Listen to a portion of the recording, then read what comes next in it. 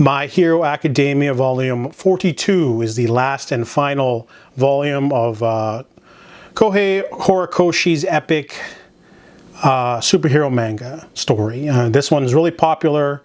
I remember forcing my friend, well, not forcing, but I made my friend watch the first 3 seasons while we were on vacation. He enjoyed it. I haven't kept up with the anime, to be honest. I think I got up to season 5, finished season 5, waiting for the library to get 6 and maybe 7. I don't know how many seasons there are. But when I last left off reviewing these for the manga, it was volume 23. So 24 came out a long time ago. I've been following the manga through the library, borrowing them, and they're slow because they only come out every 6 months and 2 at a time, 2 a year. So in 2020, it was volume 24. That was the beginning of the Metahuman Liberation Front. It's the, I believe it's the season 5 second half. We're introduced to Detnerat. They're a company with a stress villain, and he has like all of these. The Meta Liberation Army is made up of people that have small powers. So like a woman that can shoot a fireball every 2 minutes or something like that. Not enough to be a hero, but not enough to, you know, use as anything. So they basically have teamed up and they've turned an entire city into an attack zone to try to eliminate and destroy basically the League of Villains. And it's a pretty interesting arc because we get they change it to My Villain Academia basically, and every character from the League of Villains had their own little arc and battle in this city, and then it ended with the loss of the League of Villains actually won because they had to do a test in which they had to defeat Gigantomachia, which is like a large creature. If they can tame that creature, then they can have all the resources of the evil doctor guy that makes the Nomu. And after that, they have a couple more filler arcs. There's like a class 1A versus 1B, I think, where they fight some secondary characters. And then there's the Breakout, where All for One breaks out of prison. Forget the name of the prison, but there's some other characters, and they have to like catch these different criminals. They use one of those in the movie. But yeah, it's been a long time coming, and I've been reading every volume since. Yeah, there's like an arc where they have to catch all of these villains, and Deku kind of loses himself a little bit and becomes like a dark, shabby, homeless version where he's like not resting and anything like that.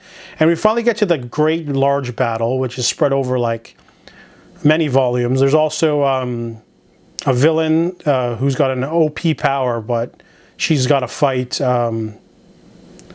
the villain Shigaraki, and like it's a pretty epic. So I'm excited to see that in the anime. But onwards to the finale, there's 2 parts to it. All for One basically has this really interesting thing he does and becomes a really large fighting force. I can't get into it. And then Shigaraki also has his sort of battle. So all of the heroes are fighting all of the villains in certain fronts. There's different aspects to the battle. Basically, Shigaraki is trying to become a force of destruction where he can just destroy anything within a field of contact. He doesn't even have to touch you. If you just get near him, he can destroy anything just by being there. So he wants to destroy the world, and it's hard to fight a villain that you can't get near. Reminds me of those mutants that sometimes Wolverine would have to kill because he's got a healing factor, or someone like Ace from Batman Beyond. No, not Batman Beyond, Justice League.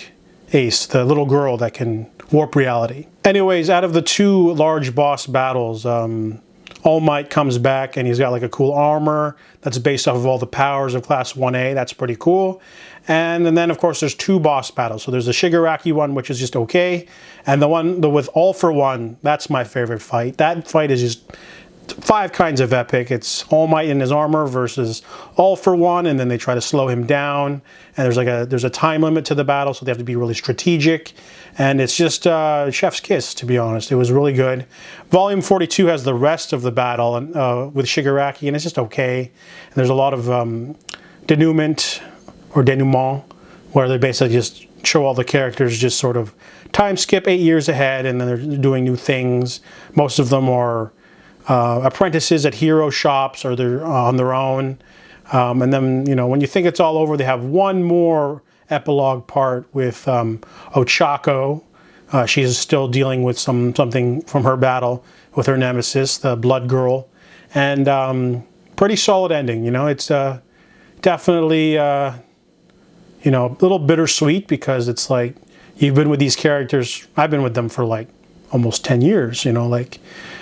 So it's a good ending, definitely worth reading and watching the anime.